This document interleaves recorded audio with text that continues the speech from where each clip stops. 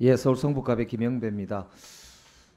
윤석열 정부가 그동안 여러 거짓말을 많이 해왔고 하지만 지금 이번에 드러난 것은 정말 심각한 조직적 범죄로 볼 수 있다는 점에서 심각하다고 봅니다. 그러니까 이 사건은 지금 이게 뭐가 문제냐면 이런 겁니다. 최상병 사건이 생길 당시에 그러니까 작년이죠.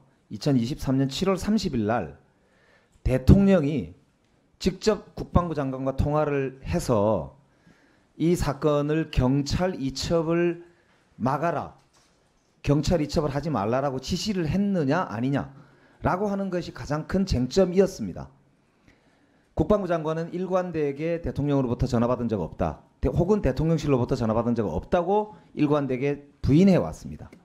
그런데 최근의 보도에 의하면 2023년 7월 30일 당일날 대통령실로부터 용산으로 등록되어 있는 전화로 이종섭 장관의 휴대폰에 그 전화번호로 전화가 왔었다라고 하는 보도가 있습니다. 여러 차례 아마 통화를 한 거 아닌가 의심이 되는데, 그게 시간이 대통령이 안보실장과 회의를 했던 11시경 이후인 11시 47분인가요?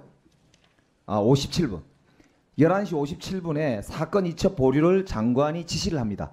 그 직전에 용산으로부터 전화를 받았다라고 하는 지금 보도가 있습니다. 이걸 확인해야 됩니다.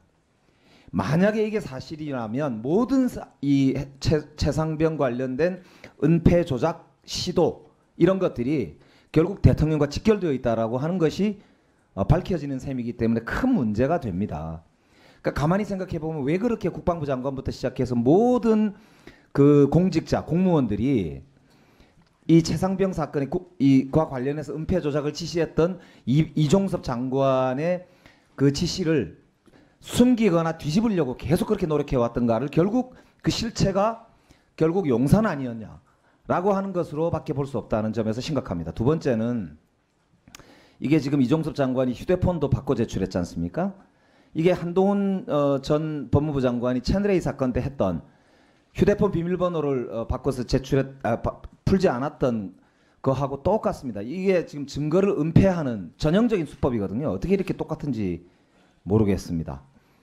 그리고 또 하나는 이게 이제 임기훈 국방비서관도 보면은 그 당시에 그 대통령이 주재했던 회의에 아침에 참석했던 사람입니다. 그때 안보수석이 휴가였기 때문에 비서관이 참석을 했는데 이 사람을 진급시켰어요.